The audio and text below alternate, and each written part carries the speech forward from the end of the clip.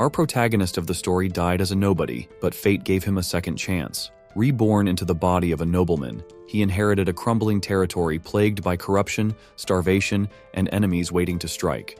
Armed with the knowledge of his past life, he's building an army, industrializing his land, and forging a kingdom that will defy the odds. The manhwa starts with a doctor urgently calling out for assistance, instructing the team to place the patient on a ventilator. Meanwhile, Yan gasped, his chest heaving as his heart pounded erratically, on the verge of giving out. Yan, a dedicated industrial mechanical designer for the past 20 years, found himself teetering on the brink of life and death. His tireless work had yielded little more than disappointment and a pervasive loneliness. Now, his relentless drive had finally caught up with him, fracturing his mental health and leaving him in this precarious state. From the moment of his birth, Yan's life had been marked by tragedy. A car accident had claimed his parents, leaving him to navigate the world as an orphan. Despite his hardships, Yan pressed on, clinging to the hope that life would one day acknowledge his efforts and deem him successful. That day, however, never came. After graduating, he secured a low-paying job that barely kept him afloat for 2 decades. His personal life was just as bleak. He had spent his entire life alone, never once experiencing the intimacy of even holding someone's hand.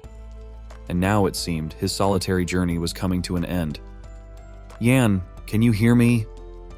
His closest friend's voice broke through the chaos, filled with worry as they tried to pull him back from the brink.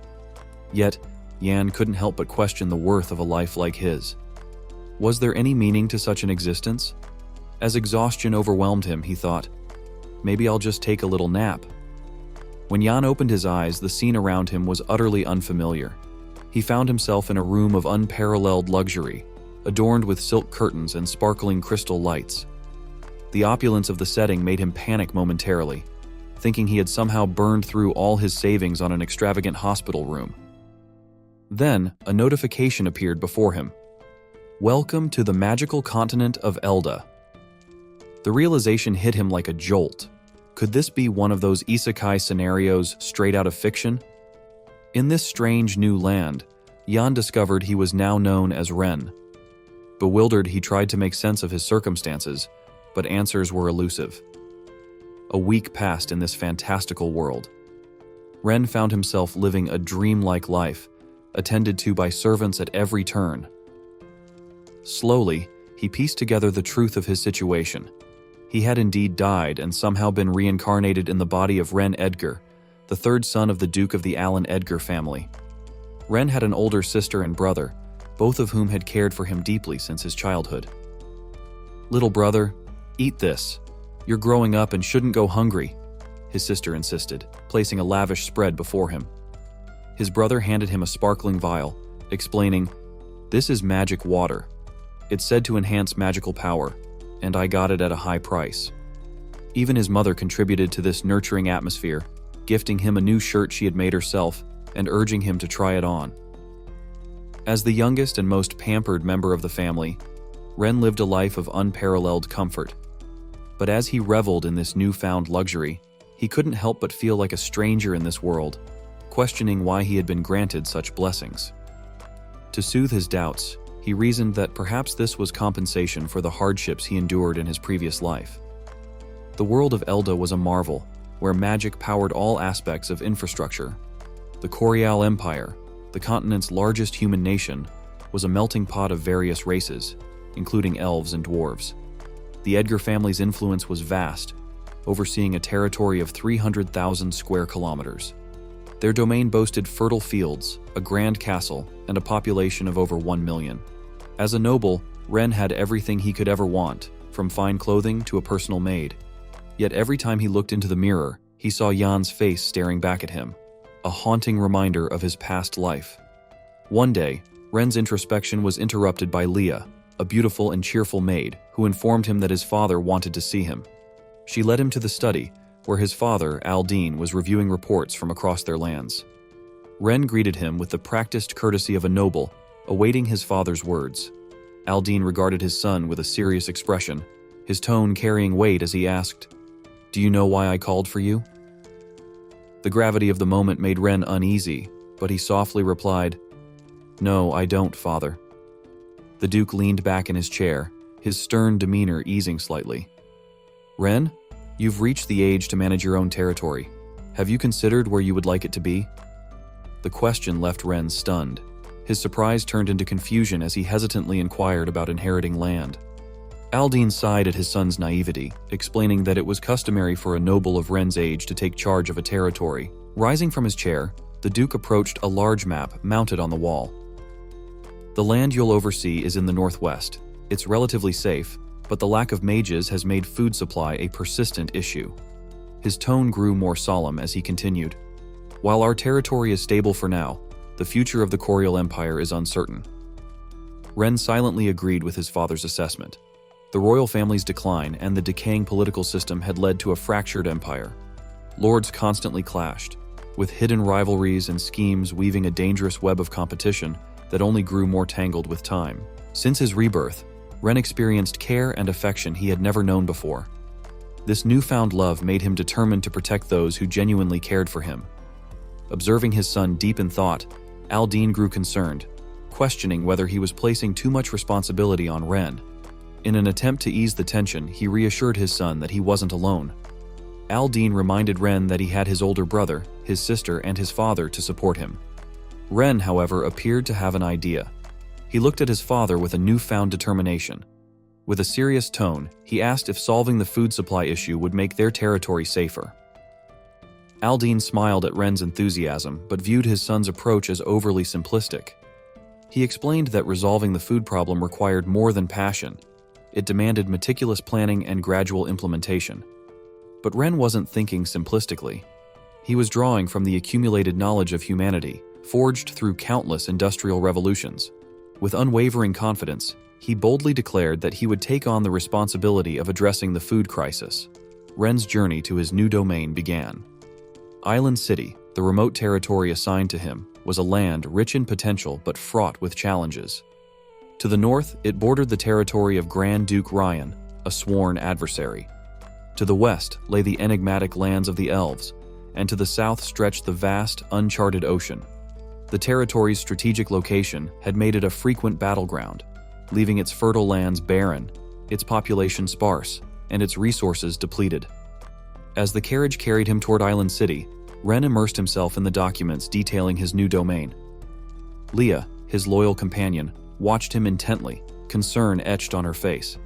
Ren knew that revitalizing the territory required increasing its population, as a strong workforce was the backbone of any industrial revolution.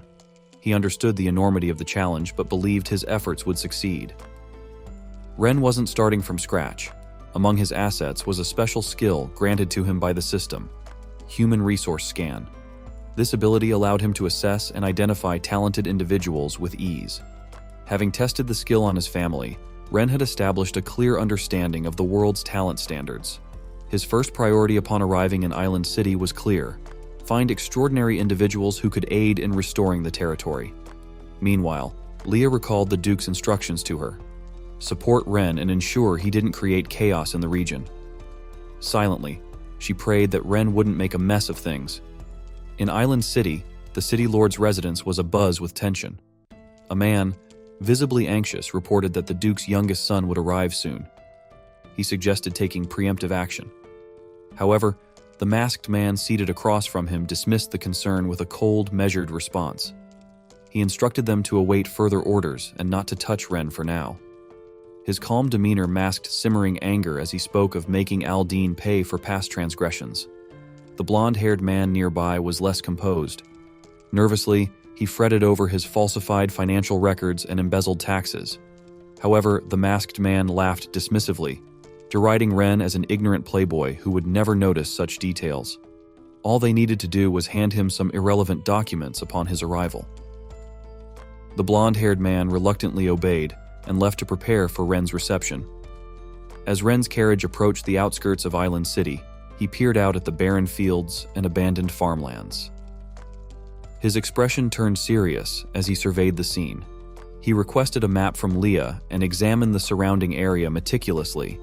His gaze lingered on the river to the west and the harbor to the south. A sudden idea struck him. Dredging the river and building a canal to connect it to the sea could breathe new life into the land. Ren's thoughts were interrupted by a desperate cry. A young girl knelt in the dirt, clutching the leg of a man, likely her father, who seemed intent on heading to a gambling den. The girl pleaded tearfully, begging him not to gamble away their remaining money, which was meant for her mother's treatment. Her voice trembled as she explained that losing the money would doom her ailing mother. The man, consumed by his greed, roared at the girl to let go. His confidence in his luck blinded him to her desperation. When she refused to release him, he raised his hand in anger, intending to strike her. Before the blow could land, Ren intervened. With a swift punch, he sent the man sprawling to the ground. Fury burned in Ren's eyes, though he winced immediately. This was, after all, the first time he had ever thrown a punch. Leah rushed to Ren's side, her face filled with concern. She scolded him gently, remarking that next time he planned to hit someone, he should at least warn her so she could bring protective gear. Ren chuckled, brushing off her concern. He explained that the punch had been a spur-of-the-moment decision, leaving no time for preparation. As he spoke, he strode toward the man sprawled on the ground, instructing Leah to check on the girl while he dealt with the gambler. The man, still clutching his face, stared up at Ren in shock. Ren's gaze was sharp and filled with contempt. He berated the man for taking money meant for his family and gambling it away, even resorting to hitting his own daughter. The gambler scowled and tried to defend himself, asking who Ren was to meddle in his affairs. Ren stepped closer, his presence imposing.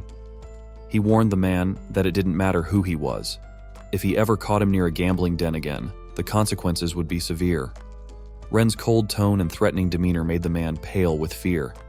Stammering, the gambler promised to stay away from gambling dens and quickly fled the scene. Feeling satisfied with his handling of the situation, Ren turned back to the girl, who stood there frozen in shock. Concerned, he asked if she was all right and activated his system to check her condition. The girl, named Lillian, bowed her head in gratitude, thanking Ren profusely. She explained how losing the money would have meant losing the chance to save her mother's life. As Ren studied the system screen, he was intrigued to see her stats. While most were ordinary, one unique attribute stood out: her potential in agriculture and harvesting. Recognizing this hidden talent, Ren decided on the spot to recruit her for his plans to restore the land. Ren smiled warmly at her, noting that she was likely heading into the city to find a doctor for her mother. He suggested she join his group, as they were also traveling there. Lillian hesitated, concerned about dirtying his carriage, but Ren reassured her with a calm smile. He explained that a carriage was just a vehicle, merely planks of wood pieced together. There was no such thing as clean or dirty when it came to transportation. Besides, he had a few questions for her. Suddenly, Ren's tone grew serious. He questioned why a gambling den existed in such a poverty-stricken area. He recalled the region's recent hardships. Last fall, soldiers sent by Grand Duke Ryan had attacked, leading to heavy casualties. Early in the spring, devastating floods had ravaged the land, leaving its people struggling to survive. The streets of Island City bore the scars of these events, with beggars lining the roads and despair visible everywhere. Walking through the ruined streets, Ren decided it was essential to conduct a full population census to assess the remaining productive workforce. First, however, he planned to visit the city lord's manor to review the reserve funds and determine what could be allocated for infrastructure improvements. Ren asked Lillian for the manor's location, but before she could answer, a shout interrupted their conversation. A blonde-haired man on horseback barreled down the street, shouting for people to move out of his way. The man seemed indifferent to the chaos he caused, his actions reckless and dangerous. Leah reacted swiftly, pulling Ren aside just in time to avoid the galloping horse. The rider disappeared into the distance, unconcerned about the commotion he had left behind. Leah, however, glared after him furiously. To her, anyone who dared harm Ren deserved the harshest punishment. As Leah's grip tightened protectively around Ren, he struggled to breathe and finally managed to get her attention. She quickly released him, apologizing and asking if he was hurt. Ren reassured her with a smile, expressing his gratitude for her quick actions. Turning serious again, Ren asked Lillian if she recognized the rider. Trembling, she explained that he was the young master of the Elwyn family, whose wealth stemmed from owning all the gambling dens in Island City. Ren's expression shifted to one of interest. If the Elwyn family was wealthy, it presented an opportunity to fund his plans. He asked Lillian to take him to one of the gambling dens, but she tried to dissuade him, worried that he would lose all his money. Ren, however, remained confident. He assured her that the gambling den wouldn't be taking anything from him. Watching his determined figure, Lillian couldn't help but wonder who this noble young man truly was. Soon, Ren arrived at the gambling den. The building stood out starkly from the surrounding structures, its grandeur flaunting the disparity between wealth and poverty. Guards were posted at the entrance, but Ren approached without hesitation. A sly smile crossed his face as he thought of his plans. He would take everything from this place to fund his industrial projects. Inside, the den was a chaotic mix of noise and desperation. Gamblers pleaded for loans, certain they could win back their losses in the next round. Others celebrated fleeting victories or lamented crushing defeats. Ren observed the scene with a critical eye. As long as this gambling den existed, he realized, the people of Island City would never have the motivation to work diligently. Leah leaned close to Ren, her voice low and cautious as she informed him that their soldiers had surrounded the gambling den. She asked if they should proceed. Ren, maintaining his calm demeanor, told her to wait. He wanted to capture an even bigger target. As he stood there, a staff member from the gambling den approached him with a polite smile and asked what game the young master would like to play. Ren smiled back, feigning inexperience, and admitted that he wasn't very familiar with gambling but wanted to try a few rounds. He asked the staff member to recommend a simple game. Sensing an easy mark, the attendant suggested a dice game and handed Ren 2 complimentary chips, claiming they were free for him to try his luck. Ren accepted them, seemingly pleased. The game began as Ren casually tossed the 2 chips onto the small betting slot. Watching this, the 2 casino staff members exchanged smug glances, confident in their scheme. The dice rolled quickly, landing on 6 and 6, big. The attendant feigned sympathy, consoling Ren by saying he had been close to winning. Ren played his part perfectly, expressing surprise at how quickly the game ended. He remarked that it wasn't very entertaining and said he felt hungry, turning to leave. The attendant, however, stepped in front of him, blocking his way. His polite demeanor dropped, replaced with a mocking tone as he demanded payment for the chips Ren had used. Ren frowned, feigning confusion. He asked when he had agreed to owe anything. The attendant sneered and explained that the chips were not gifts, but loans. He added that each chip was worth 100 gold coins, and with processing fees and interest, Ren now owed 250 gold coins. Smirking, the attendant suggested that if Ren couldn't pay, he could leave his maid as collateral. Lillian, outraged by the scam, quickly spoke up. She accused the attendant of lying and explained to Ren that the chips were worth no more than a silver coin each. The attendant, furious at Lillian for exposing his trick, shouted for the guards to beat her. Before he could finish his command, Ren struck him with a powerful punch, sending the man flying backward and crashing into a nearby table. Adjusting his clothes calmly, Ren remarked that someone like the attendant had no authority to speak here. The casino erupted into chaos as gamblers scrambled to grab the chips that scattered across the floor. Ren sighed as he watched them, muttering that none of these people were of any use. Suddenly, a commanding voice echoed through the room, demanding to know who was causing trouble. The speaker was the same man Ren had encountered on horseback earlier. Ren's lips curled into a smile. He had finally caught the bigger fish. The man's arrival silenced the chaos instantly. He glared at the room with displeasure before ordering his guards to teach the troublemakers a lesson. Without hesitation, the guards began mercilessly beating those nearby, ignoring their cries for mercy. The remaining crowd watched in fear, too scared to intervene. The young master of the Elwyn family sneered at the onlookers, threatening them to behave or face the same fate. Lillian, clutching Leah's arm, whispered that it was all her fault. She blamed herself for leading them to the den and felt ashamed for putting Ren and Leah in such a position. She recalled how Ren had taken her mother to the hospital, personally ensuring she received treatment and promising to cover the costs. That memory filled her with determination. Summoning her courage, Lillian stepped forward and declared that she would not allow them to scam her brother. Her boldness caught everyone's attention, though most were too afraid to react. Murmurs spread through the crowd, questioning who she was and how she dared challenge someone like the young master of the Elwyn family. Weo, the young master, stared at her coldly, enraged by her defiance. Lillian stood her ground, accusing him of using the casino to exploit and destroy families. She refused to let him bully Ren and Leah, calling them good people who didn't deserve such treatment. Weo, seething with anger, lunged at her. Despite her fear, Lillian refused to move, shielding Ren with her small frame. Before Weo could harm her, Ren intercepted the attack, grabbing his arm. Ren then activated his system skill to assess Weo's stats. The results revealed low attributes, only 5 loyalty points, and a personality marked by cruelty and bloodlust. Ren recognized the Elwyn family as a potential threat, one capable of betrayal at any moment.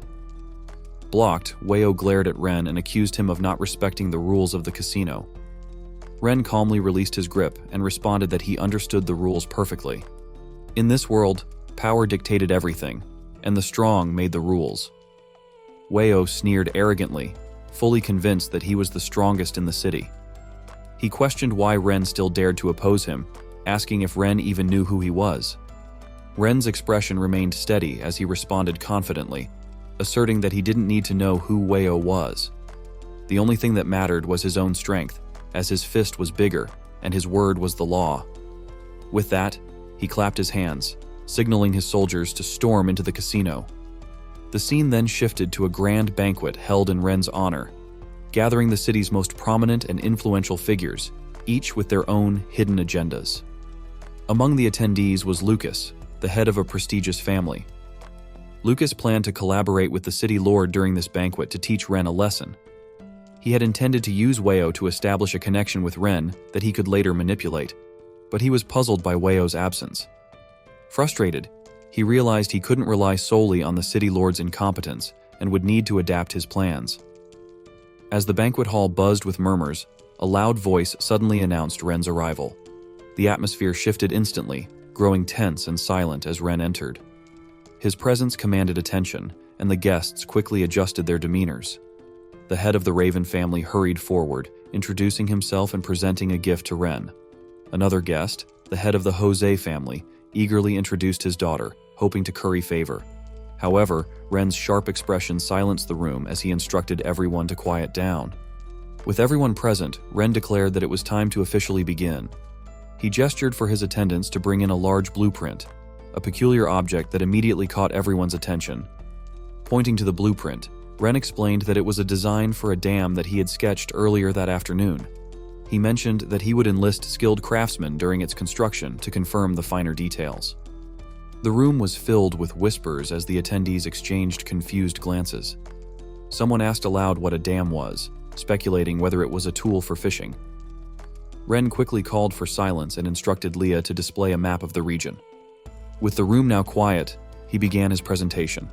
Ren explained that during his survey of Island City earlier that day, he had identified the root cause of the city's annual flooding, a poorly managed canal in the far north. By building a dam at this location, they could control water flow, using it to irrigate fields during the dry season and releasing excess water during the rainy season to prevent floods. Lucas, listening intently, couldn't help but be impressed by the ingenuity of the plan. He realized that if the dam was successfully built, it would significantly boost the city's food production. For the first time, he acknowledged that Ren possessed a sharp and innovative mind. An older man in the audience asked how the project concerned them, prompting Ren to explain calmly that he needed their investments to fund the dam's construction. This statement shocked the crowd, sparking a wave of grumbling. Many protested, claiming they were too poor to contribute. Lucas remained silent, privately thinking that while Ren was intelligent, he was also naive to expect these opportunists to willingly invest. Ren, however, wasn't as naive as they assumed. Smiling, he reminded them there was no need to feign poverty. He had a plan to make everyone a fortune. Ren revealed that earlier that afternoon, he had seized a casino and confiscated nearly 50,000 gold coins. He hinted that there were several more casinos in Island City ripe for similar action. The revelation left the attendees stunned. Their minds raced as they processed the implications. Some murmured anxiously, wondering if their shares in the casino profits were now lost. Others hoped the seized casino wasn't one of their investments. It became clear that the largest casino in Island City belonged to Lord Andrine, making it likely that Ren had provoked a powerful enemy. Lucas, his calm facade masking inner fury, stepped forward to confront Ren. He accused Ren of acting unlawfully by dismantling a legitimate business without authorization. Lucas emphasized that the laws of the Corial Empire could not be violated and warned Ren of the consequences. Others quickly chimed in, echoing Lucas's words. They accused Ren of overstepping his authority and pointed out that casinos were legitimate businesses. The crowd grew more emboldened, rallying behind Lucas's objections. Ren, unfazed by their protests, remained calm. He addressed the room, noting that when he asked for investments, they claimed to be poor, but now that he offered an opportunity for profit, they were suddenly concerned. He pointed out that most of them were complicit in the casino operations and warned them that this was their last chance to save their reputations, or he would intervene personally. At this, Ren's soldiers stepped forward, their presence a stark reminder of Ren's authority. Lucas, speaking for the group, insisted that the Grand Duke would never condone Ren's reckless actions. Others chimed in, pleading with Ren to reconsider his approach and urging him to act with restraint. Ren smiled, his plan unfolding perfectly. With an air of authority, he announced that he would gladly discuss the law with them. His voice was calm but commanding as he gave the order to bring in those who would help clarify the situation. The crowd fell silent, their unease palpable, as they awaited what Ren had planned next. At Ren's command, 2 men captured at the casino were brought into the room. Lucas, seated among the nobles, was immediately struck by their presence. These 2 were always by Weio's side, and their unexpected appearance left Lucas uneasy. He began to suspect that something must have happened to his son. The men were brought in, bound and gagged, unable to speak. Ren, maintaining his calm demeanor, turned to Lucas and asked if he recognized them. Lucas, keeping his expression neutral, denied any knowledge of the men and asked what Ren meant by the question. Ren smiled lightly, reassuring Lucas not to be so tense. He explained that it wasn't a big deal. These 2 men had simply tried to assassinate him the previous day. Glancing pointedly at Lucas, Ren added that the men had claimed to control the city of Islan, and even hinted at having a powerful backer. Lucas's expression darkened, though he worked to maintain his composure. Beads of sweat formed on his brow as he attempted to hide his unease. Ren ordered his soldiers to untie the 2 men, suggesting they let the party guests see if anyone recognized them. The nobles in the room exchanged uneasy glances. Many of them instantly identified the men as Weio's attendants. Fear gripped the room as the implications of Ren's words became clear. Lucas, realizing the gravity of the situation, acted without hesitation. He grabbed a dagger from the table and lunged at the 2 men with a fury that shocked the onlookers. He denounced them as wretched commoners who dared to attack the Duke's son and swiftly killed them both. Blood pooled on the floor, and the room fell silent as the other nobles watched in stunned horror, too afraid to intervene. Standing over the bodies, Lucas turned to Ren with a feigned look of shame. He apologized profusely, claiming that he had acted out of anger upon hearing about the assassination attempt. He begged for Ren's forgiveness. Ren, who had anticipated this move, smiled knowingly. He praised Lucas for his sense of justice, commending him as a noble who acted decisively. Lucas, masking his relief, thanked Ren for the compliment, stating that he had only done what was necessary. But Ren wasn't finished. Calmly, he ordered his soldiers to bring out the mastermind behind the events to see if there were any other nobles in the room as principled as Lucas. The command made Lucas tense. His son, Weio, was quickly dragged into the room. As soon as he entered, Weio, completely unaware of the situation, shouted angrily at the soldiers to untie him. He boasted about his father's influence, threatening that everyone present would pay once he was free. Lucas's expression crumbled at the sight of his son. Any arrogance in his demeanor vanished as he realized why Weio had been absent from the banquet. Weio, seeing his 2 attendants lying lifeless on the floor, erupted with rage.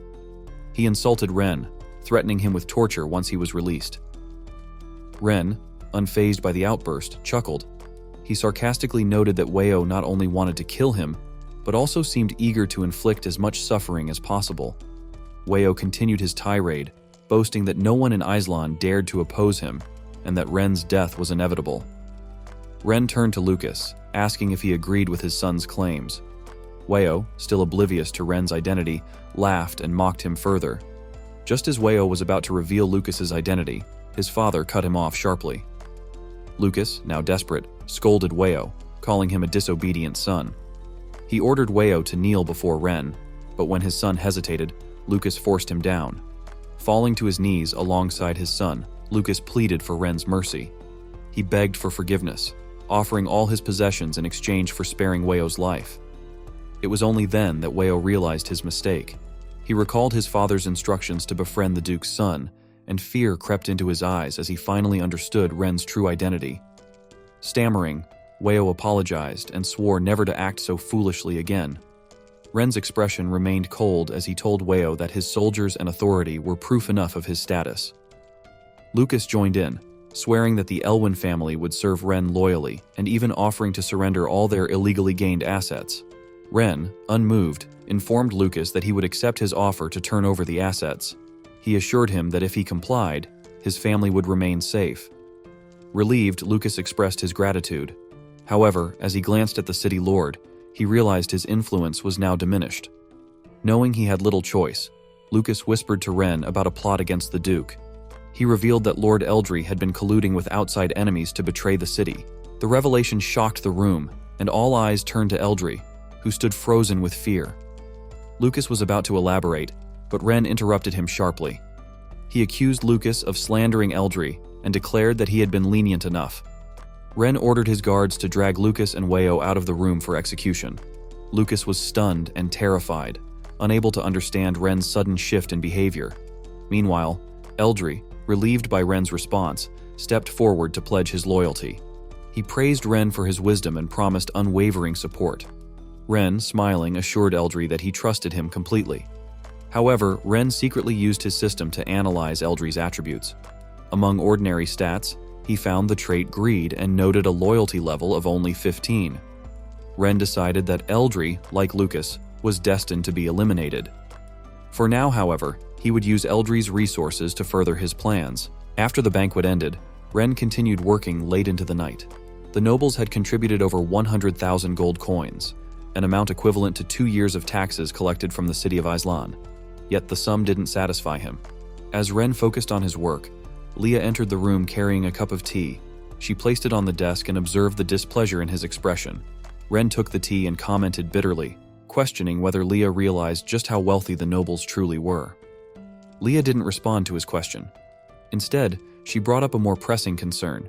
She asked what Ren planned to do about Lucas's revelation at the party. If the city lord, Eldry, truly intended to betray them, it would put Ren in grave danger. Ren reassured her, asking her to stay calm.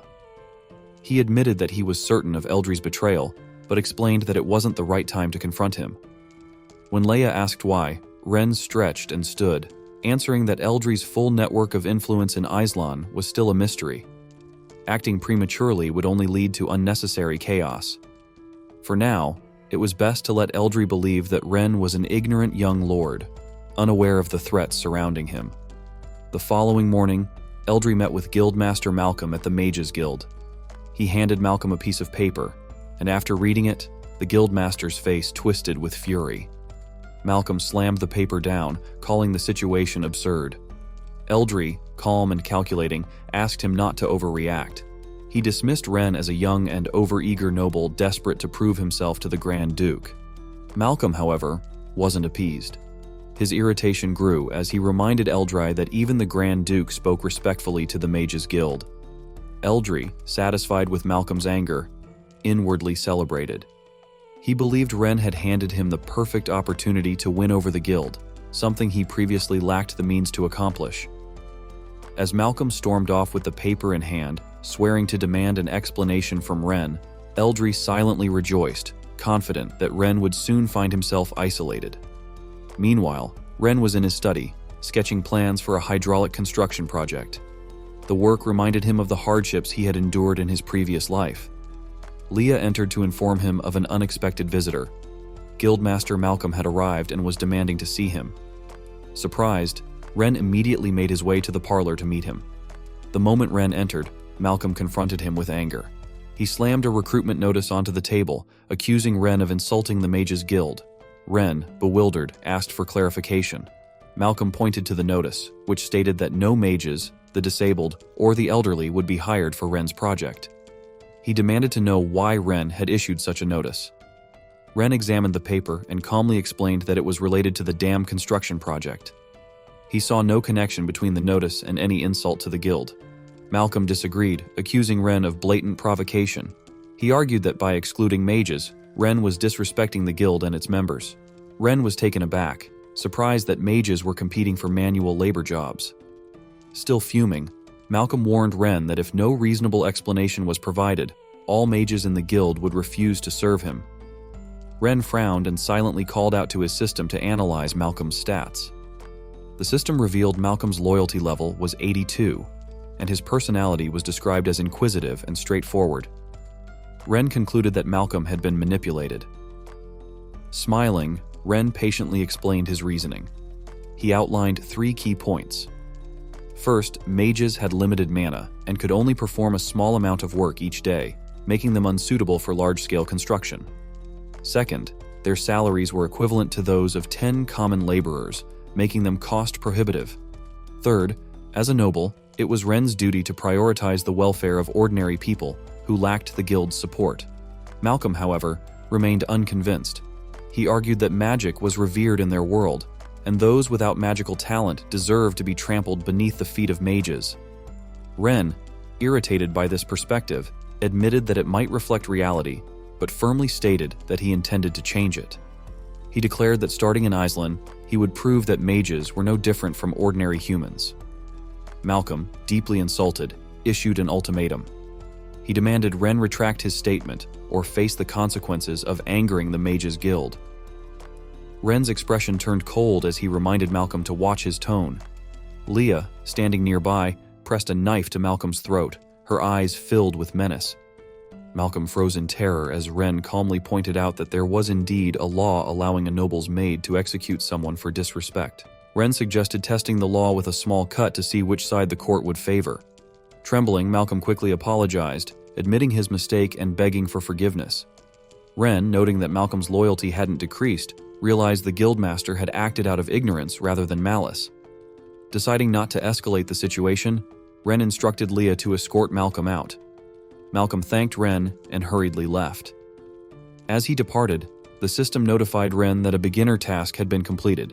He had used the investigation function on 10 individuals. A reward was issued, and a new task appeared: train 5 characters with high stats. Pleased with his progress, Ren decided to review his rewards later. Outside the estate, Eldry waited for Malcolm. The moment he saw the guildmaster, he rushed over, feigning concern. He asked how the meeting had gone. Malcolm, still humiliated, sighed and admitted that Ren had refused to listen and had even thrown him out. Eldry, frustrated but quick to recover, devised another plan. He assured Malcolm that he had a solution, one that would not only make Ren change his mind, but also force him to revere the Mages Guild. After his initial plan failed, Eldry quickly devised another approach. He encouraged Malcolm to manipulate the townsfolk into refusing to work for Ren, believing that such resistance would force Ren to seek Malcolm's assistance. However, Malcolm immediately rejected the idea, pointing out that Ren had offered excellent working conditions that the townsfolk were unlikely to refuse. Undeterred, Eldry suggested a different strategy. He proposed that if those who worked for Ren were shown to be lazy and idle, Ren would eventually grow disillusioned with the commoners. Malcolm dismissed the suggestion, explaining that his dissatisfaction stemmed solely from Ren's refusal to hire mages, not from any grievance with the commoners. He was reluctant to act against Ren over such a matter. Eldry persisted, urging Malcolm to reconsider. He argued that the commoners' inherent laziness was the reason they were starving and struggling to survive. If the land couldn't yield crops, Eldry reasoned, why didn't they take initiative and hunt for food? He claimed that people as idle as the commoners could never genuinely work hard for Ren. Reluctantly, Malcolm agreed to give the plan a try. Meanwhile, Ren's recruitment notice was posted in the town center, quickly attracting a crowd. The townsfolk gathered to read the announcement, intrigued by the new lord's plans to build something and his call for workers. As they scanned the notice, they were stunned. The job offered an 8-hour workday from 9 a.m. to 5 p.m., 3 daily meals, and a wage of 10 coins per day. A young man in the crowd voiced his skepticism, questioning why the new lord was being so generous. Others shared his doubt, suspecting it might be a scam. Many recalled how nobles had deceived them in the past. Some argued that working under such terms could be dangerous, and might even cost them their lives. At that moment, Lillian stepped forward, her voice strong and determined. She defended Ren, stating that he had promised to improve everyone's lives. Her sincerity was met with laughter and ridicule. The crowd dismissed her words as naive, mocking her for trusting a noble. Even Lillian's father joined in, accusing her of being bewitched by Ren. Ignoring her father's remarks and the jeers of the townsfolk, Lillian announced her intention to register for the dam project. The recruiter, a young man overseeing the registration process, remained calm despite the crowd's skepticism. Turning to Lillian's father, he invited him to work on the dam, but stated that Lillian herself could not participate. Confused, Lillian demanded to know why she was being excluded, insisting she was healthy and capable. The recruiter explained that Ren had set strict rules prohibiting anyone under the age of 18 from working. He emphasized that hiring underage workers without Ren's approval would result in severe punishment. Handing Lillian's father a registration form, he reiterated the terms: 3 meals a day, an 8-hour workday, and a wage of 10 coins per day. If there were no further issues, he invited Lillian's father to sign the form and begin work the following day. Though slightly disappointed, Lillian encouraged her father to do his best and avoid any laziness. Her father, smiling warmly, patted her head and reassured her. He vowed not to gamble again and promised not to disappoint Ren. He also reminded Lillian to stay home the next day and take care of her mother, whose illness made it impossible for her to perform strenuous tasks. Before Lillian and her father could leave, the recruiter called out, asking them to return. Surprised, Lillian's father stopped and asked if there was a problem. The recruiter, looking concerned, mentioned that he had overheard the father say his wife was gravely ill. Lillian's father quickly clarified that his wife was indeed unable to work due to her condition. The recruiter smiled kindly and reassured him that he wasn't asking her to work. He explained that Ren had arranged for workers' families to stay in dormitories provided for the duration of the project. Seeing the father's confusion, the recruiter clarified that the dormitories were temporary housing units for families participating in the dam's construction. Once the project was completed, families could return to their original homes. Moved by such generosity, Lillian's father was overcome with emotion. Falling to his knees, he expressed his deep gratitude to the recruiter. The young man quickly stepped forward to help him up, insisting there was no need for such gestures. He then offered to show them a room where they could stay, allowing them to choose their accommodations. The surrounding townsfolk, who had watched the exchange, were astonished. Realizing that Ren's promises were genuine, they began clamoring to sign up for work. The square descended into chaos as people scrambled to register, eager to take advantage of the opportunity. Meanwhile, in his office, Ren was reviewing updates from the system. A notification suddenly popped up. Congratulations, you have received the lithium battery blueprint from the newbie gift pack. Instead of excitement, Ren felt a wave of irritation. He muttered to himself, questioning the system's logic. Without a generator, a battery was practically useless. Did the system expect him to summon a lightning strike? After venting his frustration, he calmed down and began to reflect. Ren's thoughts shifted to the task of training 5 individuals with high stats. He had no idea where to find such people. At first, he considered training Leah, but a review of her data through the system revealed that she had already reached her potential, leaving no room for further growth. After weighing his options, Ren concluded that his best course of action was to search for talented individuals within Island City. As Ren contemplated his next steps, a knock came at the door. Leah's voice called out from the other side, informing him that Lillian had come to see him. Ren granted her entry. Lillian stepped into the room, her face tense with worry. She quickly explained that something was wrong at the construction site. The workers were too lethargic to work. Ren was taken aback by the report and asked her to elaborate. Lillian recounted what she had observed during her visit to the site. She had gone to check on her father and noticed that none of the workers seemed to have the energy to complete their tasks. At first, she thought they were simply being lazy, but her father explained that everyone felt extraordinarily fatigued upon waking up. It wasn't just him. Every worker shared the same condition. Lillian had tried to encourage them, reminding them of the generous benefits Lord Ren had provided, but her words fell on deaf ears. The workers insisted that their fatigue wasn't deliberate. They genuinely lacked the strength to work. Some speculated that their bodies weren't used to the labor after such a long period of inactivity. Others suggested taking a day off to recover before resuming their duties. However, Lillian dismissed these excuses, declaring that there was no such illness. She firmly believed they were just being lazy. When she realized her efforts to motivate them were futile, she decided to bring the matter directly to Ren. After hearing her account, Ren wasted no time heading to the construction site. Upon arrival, he observed the workers firsthand. Their lethargy was undeniable. To understand the situation better, Ren used his system abilities to analyze their stats. On the surface, everything appeared normal, but he noticed one critical anomaly. All the workers were under a curse. Ren turned to Lillian and calmly explained the situation. "They're not sick, they're cursed." After realizing the workers were cursed, Ren surveyed the construction site, contemplating his next move. He decided to test his newly acquired skill, geological survey. Initially, he had planned to use this skill during the dam's construction, but the current situation presented an immediate need. With this ability, Ren could analyze various geological features, including mineral compositions, hydrology, and topography within a defined range. Under Ren's command, the system activated, conducting a survey within a 10-kilometer radius. Moments later, the results materialized in his mind. While the survey confirmed the absence of valuable resources like oil or metals, something unusual caught Ren's attention. Acting on his instincts, he asked Lillian's father to assist him in digging at the marked spot. The man agreed without hesitation, expressing his readiness to work hard for Ren. After digging about a meter into the ground, the group unearthed a strange black stone. Ren crouched to examine it closely, questioning its nature. Leah, standing nearby, was astonished by Ren's ability to sense the faint, magical energy emanating from the stone, something even she, with her expertise, had overlooked. Ren instructed the group to carefully remove the crystal and store it securely in a box. Turning to Leah, Ren asked what the usual procedure was for dealing with cursed individuals.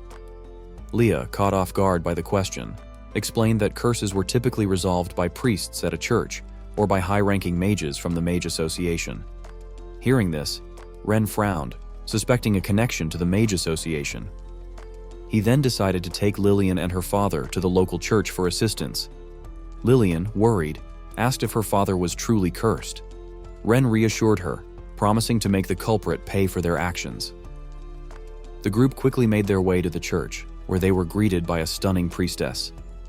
She welcomed Ren warmly, her demeanor calm and composed. Ren, ever cautious, used his system to assess her loyalty before entrusting her with the task.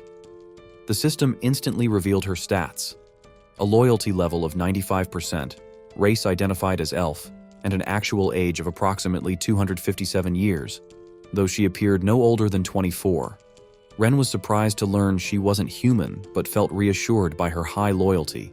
Introducing herself, the priestess said her name was Ari and referred to herself as the Holy Maiden of the Church. She politely inquired about the purpose of their visit. Pointing to Lillian's father, Ren explained that the man seemed to be cursed and asked if Ari could help. Ari nodded confidently and began examining the man. Closing her eyes briefly, she reopened them with a golden glow, scanning him intently. After a moment, she confirmed Ren's suspicion and began the treatment. Summoning a glowing sphere of light, she directed it into the man's body, expelling the dark energy. Instantly, the man felt revitalized, expressing his gratitude to Ren and vowing to return to work immediately. Ren, smiling, advised him to rest and ensure everything was fully resolved before resuming work. He then retrieved the box containing the black crystal and asked Ari for her opinion on it. Ari examined the crystal carefully, identifying it as a magic crystal infused with a significant amount of magical energy. She explained that such energy was often used for casting curses. However, she clarified that this particular curse was more of a prank, designed to cause fatigue rather than serious harm. The explanation made Ren uneasy. He asked whether such crystals were difficult to produce. Ari replied that for a high-level mage, creating one crystal a day was relatively simple. They could easily scatter them across the construction site. Ren's expression darkened as he realized the deliberate nature of the interference. Ari acknowledged Ren's project, praising its impact on reducing the number of people seeking aid from the church. Ren, now certain of the culprit's identity, resolved to take action. He asked Ari if it was possible to lift the curse over the entire construction site. Ari regretfully informed him that such a feat wasn't possible. Removing individual crystals daily would only slow the project's progress. Ren sighed, recognizing the need to address the root of the problem. Eri then mentioned someone who might be able to help but warned that this individual was eccentric. She provided an address, and Ren decided to investigate. Ren and Leah arrived at a large mansion, which Eri had identified as the home of Selena, the former president of the Mage Association. Approaching the door, Ren knocked firmly, his determination unwavering. Suddenly, Leah sensed danger and swiftly pulled Ren aside. Moments later, an explosion erupted from the upper floor of the mansion, sending smoke and debris into the air. Ren, startled, demanded to know what was happening. From the smoke, a stunning woman emerged, her voice filled with frustration. She cursed her failed experiment, vowing to succeed even if it meant blowing up the entirety of Island City. After entering the house, Ren calmly presented his request to Selena, explaining the issue and seeking her assistance. However, she refused outright, dismissing him curtly. She informed Ren that she was preoccupied with researching a new magical device and had no time to deal with his problems.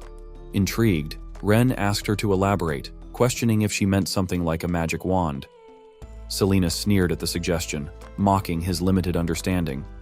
Leah, her demeanor icy, immediately intervened, warning Selena to watch her tone when addressing young Master Ren.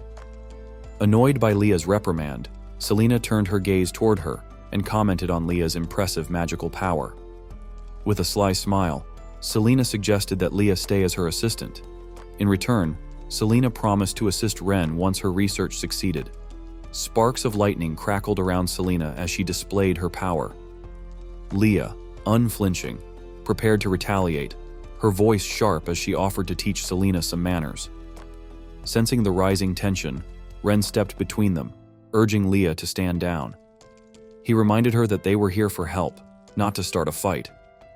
Turning to Selena's cluttered workspace, Ren asked if she had created the items scattered across the table. He wanted to know if they were magical devices. Selena's eyes gleamed with pride as she confirmed his observation. She clarified, however, that everything on the table was a failed product. She explained that she was trying to create a magical device capable of sealing the lightning element magic within her body. Ren was astonished. He marveled at the concept, equating it to storing electrical energy.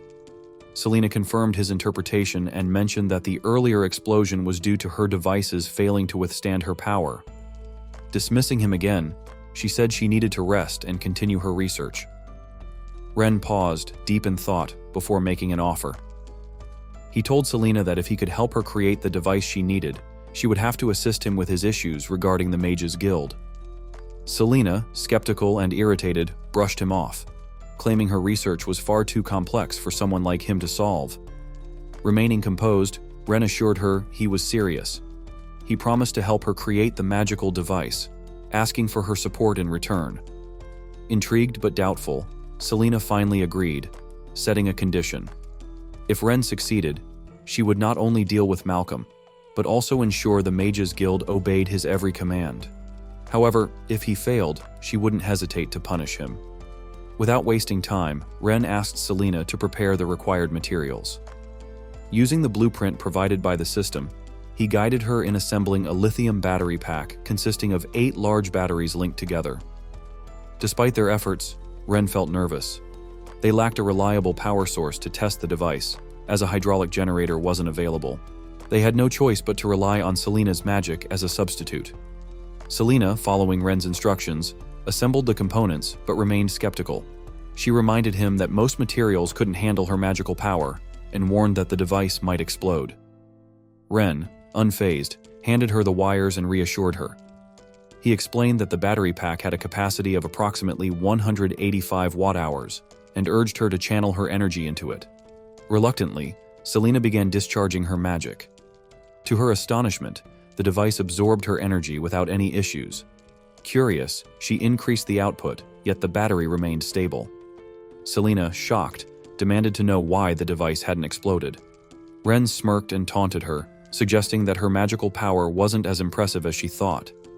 Infuriated, Selena unleashed her full strength. Even at maximum output, the battery pack held steady, showing no signs of damage. Selena was left speechless at how much power the device could contain and how effortlessly Ren had built it. Ren, satisfied, stepped forward to check the charge level.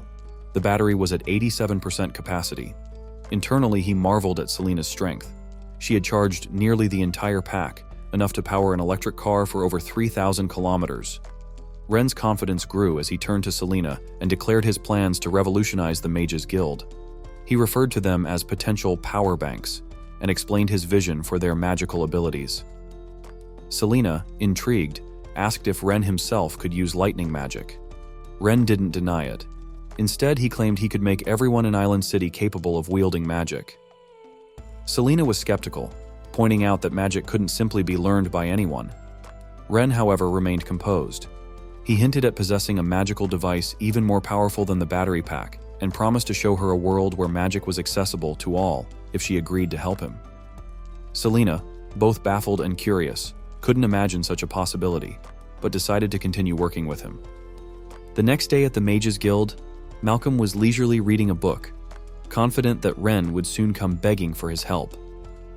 His calm was interrupted by Selina's sudden arrival. Seeing her enter, Malcolm froze in shock. The former president of the Mages Guild was the last person he expected to see. Stammering, he greeted her cautiously, wondering why she had come. Selina's voice rose in anger as she confronted Malcolm, accusing him of daring to challenge the authority of the Grand Duke's household. Her words carried a sharp edge as she questioned whether he was planning a rebellion. Malcolm, visibly shaken, stammered nervously, denying any such intentions. He assured Selina that he would never harbor such dangerous thoughts. Unconvinced, Selina grabbed Malcolm by the collar, her patience visibly wearing thin. She demanded the truth, insisting he confess what he had done at Ren's construction site. Malcolm, trembling, quickly relented. He admitted to summoning all the mages from the guild and inciting their anger by claiming that young Master Ren had disrespected them. He confessed to instructing the mages to craft curse-infused crystals and using teleportation magic to plant them underground at the construction site. This scheme was meant to cause the workers to feel fatigued, hoping Ren would blame them for laziness. Malcolm's goal was to force Ren to apologize and seek closer cooperation with the Mages Guild. Selina listened with a mix of disbelief and frustration. Shaking her head, she called Malcolm a fool and pointed out that he had been manipulated. When Malcolm, still confused, asked who had used him, Selina dismissed his question. Instead, she ordered him to recall every mage involved in the sabotage immediately. Malcolm nodded hastily and rushed off to follow her command. Once Malcolm was gone, Selina pulled out a talisman to contact Ren. She informed him that she had resolved the issue with the Mages Guild. Through the talisman, Ren expressed his gratitude, thanking her for her assistance. Selina, curious, asked if he needed her help dealing with Eldry, offering to make him disappear without a trace. Ren quickly declined, waving his hand reflexively, even though she couldn't see him. He explained that Eldry wasn't a significant concern and that he still needed him to lure out a bigger threat. Accepting Ren's decision, Selina agreed not to interfere. Her tone shifted to excitement as she brought up the new inventions Ren had mentioned earlier. She pressed him for details, asking when they would be ready and insisting he call her when he began working on them.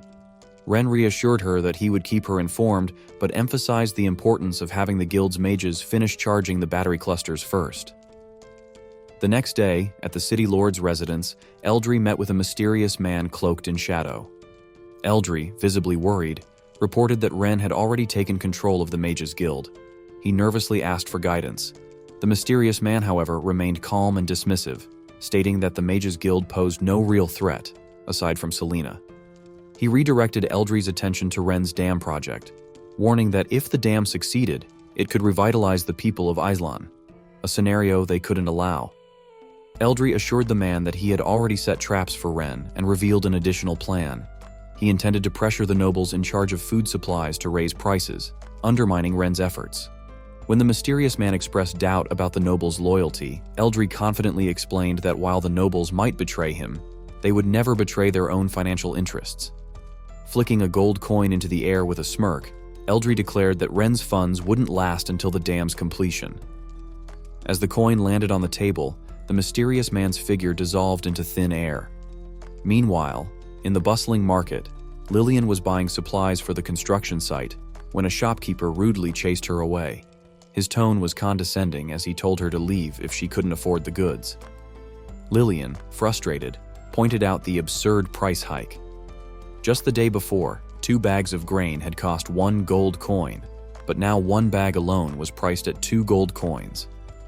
The shopkeeper, unfazed, arrogantly stated that he could set whatever prices he wanted. He mocked her inability to pay and raised his hand as if to strike her.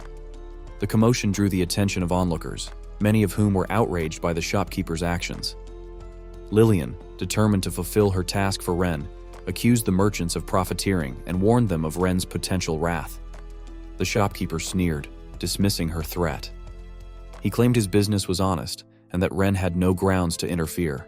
His arrogance only deepened the frustration of those watching.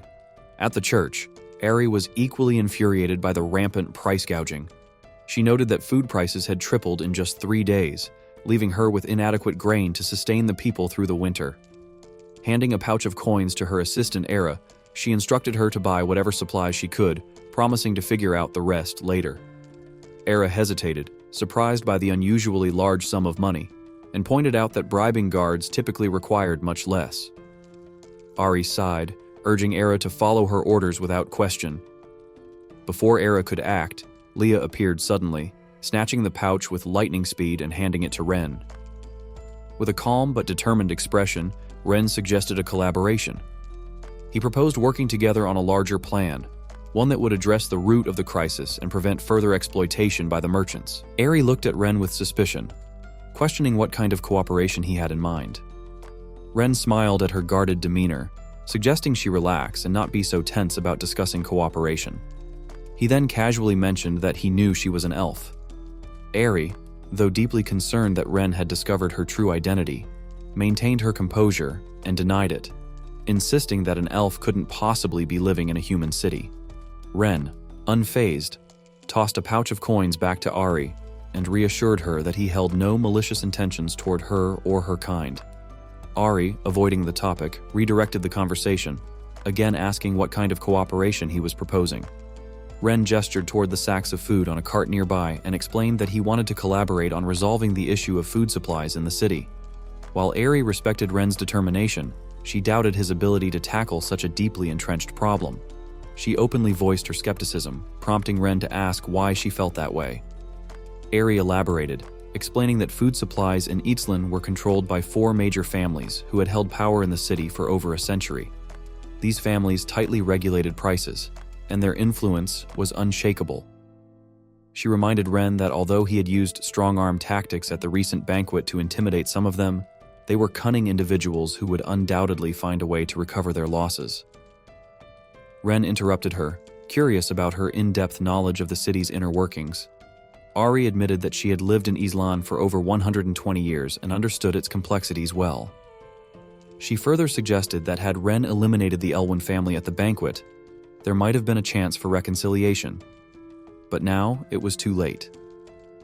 Ari added that due to war and natural disasters, food was already scarce, and if prices remained high, her tribe would struggle to survive the winter. Ren cut her off again, his gaze resolute. He promised Ari that within 2 weeks, food prices in Island would plummet to levels even lower than before the recent price hikes.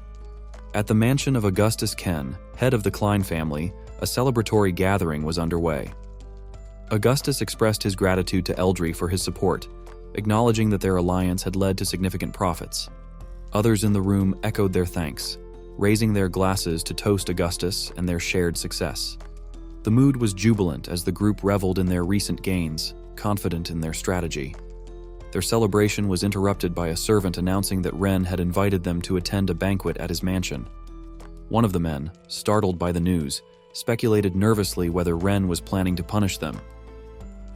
Turning to Augustus, he asked for guidance on how they should proceed. Augustus, calm and calculating, reassured them that they had nothing to fear. He explained that their trade in food supplies was entirely legal and protected by the system they had established. Augustus emphasized that as long as they didn't openly defy Ren, they wouldn't be in danger. He pointed out that the collective strength of their 4 families was formidable, and that even the king had no authority to interfere with food pricing. With this reasoning, the group relaxed, agreeing that their position was secure. Augustus suggested that if Ren attempted to pressure them, they could make a token gesture by slightly lowering prices, perhaps by 5 copper coins. However, he warned them sternly that any betrayal would result in severe consequences. With their confidence restored, Augustus encouraged the group to prepare for the banquet. Despite their initial surprise at his insistence on changing into old, tattered clothes, they followed his lead. At Ren's mansion, a servant informed him that Augustus and the invited guests had arrived. Ren instructed the servant to invite them in and ensure the kitchen prepared the food. When Augustus and the others entered, Ren immediately noticed their deliberate attempts to appear impoverished, their once lavish clothing replaced with ragged attire. Amused, he thought to himself how poorly they played their roles. Maintaining his composure, Ren greeted them with mock surprise. He commented on how unexpected it was to see the nobleman who controlled Elan's food supply looking so destitute. Augustus quickly responded, praising Ren's projects and claiming that they, too, wanted to contribute to the greater good. Another man chimed in, explaining that under Augustus's leadership, they had not only donated money to Ren's initiatives, but also sold food from their warehouses at the lowest possible prices, even taking a loss to help the citizens. Leah, observing their shameless behavior, felt nothing but disdain. Their blatant lies and attempts to deceive Ren did not surprise her. Ren, however, played along, thanking them for their understanding and claiming to be deeply moved by their support. He explained that he had invited them to discuss the grain trade plan. Before Ren could continue, Augustus interrupted, asserting that they understood Ren's financial difficulties. He reiterated that at the current price of 2 gold coins per sack of food, they were already selling at a loss. The others nodded in agreement, backing Augustus's claim. Ren smiled and clarified his intent. He proposed raising the price of food in Island to 4 gold coins per sack starting the next day. His statement left the nobles baffled. Augustus, confused, questioned whether Ren truly intended to increase prices. Ren confirmed with a calm yet commanding tone, explaining that not only would the price rise to 4 gold coins, but he would also take a 30% commission on all sales. When Ren announced that the price of grain would increase to 4 gold coins per sack, with a 30% commission going to him, Augustus was visibly confused. He questioned whether Ren had misspoken, unsure if he had heard correctly. Ren didn't repeat himself, instead calmly reminding Augustus about the 30% commission he would be taking. Hearing this, Augustus and the other nobles quickly exchanged delighted glances. Initially, they had underestimated Ren, thinking him to be just an inexperienced young lord. Now, they believed he was a cunning businessman like themselves. They viewed Ren as someone who understood their interests and figured that with his backing, their business ventures would thrive. Regret filled them for not realizing his shrewdness earlier. They could have aligned with him much sooner. Augustus, while excited by Ren's statement, knew they couldn't act rashly. Without official documentation, raising prices too high could cause chaos, potentially harming their interests. With this in mind, Augustus voiced his concerns, politely thanking Ren for his understanding and asking when an official announcement would be issued. Ren, prepared for this, instructed Leah to hand him a document. With a cheerful tone, he informed them that he had already written and stamped the official notice with his family seal, and it would be posted after their meal. As the conversation continued, Ren reminded the nobles that from now on, they would follow his instructions, urging them to learn from the consequences the Elwyn family had suffered. Augustus eagerly assured him that they wouldn't disappoint. After the banquet, the nobles gathered once again at Augustus's residence. Ren's unexpected approach had left them bewildered.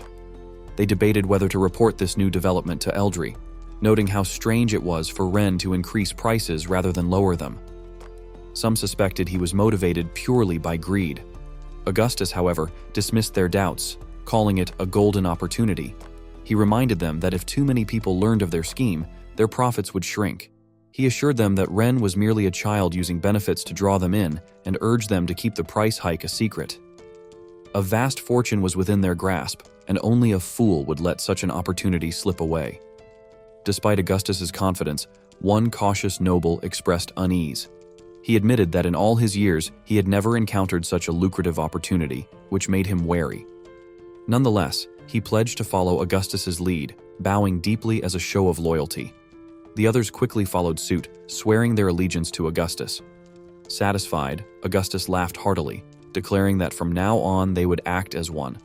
He proposed they immediately buy up all the grain from smaller merchants before the announcement was posted, ensuring they controlled the market and maximized their profits. Meanwhile, back at Ren's estate, unexpected guests arrived. Scientist Era stormed in, visibly furious. She accused Ren of siding with the corrupt merchants, demanding to know why he had promised to lower grain prices yet allowed them to skyrocket instead. Her anger flared as she declared that she wouldn't stand by while the elf race was being exploited. Lillian quickly stepped in, trying to calm her down. She assured Era that Ren intended to reduce food prices and urged her to trust him. Still agitated, Era snapped back, insisting that Ren had already become an accomplice to the greedy merchants. Despite this, Lillian maintained her faith in Ren's decisions, pleading with Era to believe in his plan. After a moment of tense silence, Era turned to Ren, her expression filled with concern. Hesitantly, she asked if he truly intended to raise food prices. Ren smiled but chose not to reveal his full strategy, simply reassuring her that food prices would drop soon. In the worst case, he promised, they would fall to their lowest point within 2 weeks. Era, unconvinced, felt Ren was being naive. She believed he didn't understand the harsh realities of the world. Having lived for over 200 years, she had never seen food prices decrease after a major spike. Ren, sensing her doubt, grew serious. He posed a rhetorical question. If he put a knife to the nobles' throats, how much did she think they would lower the price by? 1 coin? 10 coins? Era had no answer but remained skeptical. She argued that raising the price to 4 gold coins per sack was excessive, noting that at 2 gold coins, the common people had already struggled to afford food. With the price doubled, starvation seemed inevitable. Ren maintained his calm demeanor, explaining that whether the price was 2 or 4 gold coins, the people would starve either way. The only difference was the timing. He then declared that simply lowering the price by a few coins would be meaningless. His goal wasn't charity, it was to completely ruin the merchants and strip them of their fortunes. 7 days passed, during which Ren focused on teaching Selena about the creation and functionality of lithium batteries. Selena, fascinated by the device's complexity, was thoroughly engrossed in the lessons. Their session was interrupted by Leah's sudden appearance, announcing that Saintess Era had come to visit once again. Over the past few days, Era had visited frequently, prompting Ren to wonder if she had too much free time on her hands. Selena, equally curious, asked Ren why he had deliberately raised food prices. By now, grain prices in the city had soared to nearly 7 gold coins per sack. Ren, surprised by how quickly prices had risen, didn't have time to answer as Era burst into the room. She immediately scolded him, exclaiming that not only the common people but even some nobles could no longer afford food. She demanded to know if he realized how bad the situation had become. Remaining calm, Ren asked Leah how many days had passed since the price increase. Leah quickly responded, confirming that it had been 7 days. Hearing this, Ren smiled, declaring that it was time to deal with the merchants. Era, still frustrated, demanded that Ren stop speaking in vague terms and explain himself. She warned him that if he didn't, the elf tribe would soon cut ties with him. Ren finally responded, explaining that he hadn't shared the full details of his plan earlier because he feared it might disrupt things and raise suspicions among the nobles. Now, with everything in place, he was ready to explain. Ren revealed that the announcement setting a minimum food price of 4 gold coins per sack had been in effect for 7 days. He then posed a question to Era, asking what she thought Ailing City lacked the most right now. After a moment of thought, she replied that there didn't seem to be a shortage of anything. Ren smiled knowingly at her answer and calmly responded, "What the city lacks are merchants who sell grain." Thanks for watching, everyone. Don't forget to like, subscribe, and I'll see you in the next one.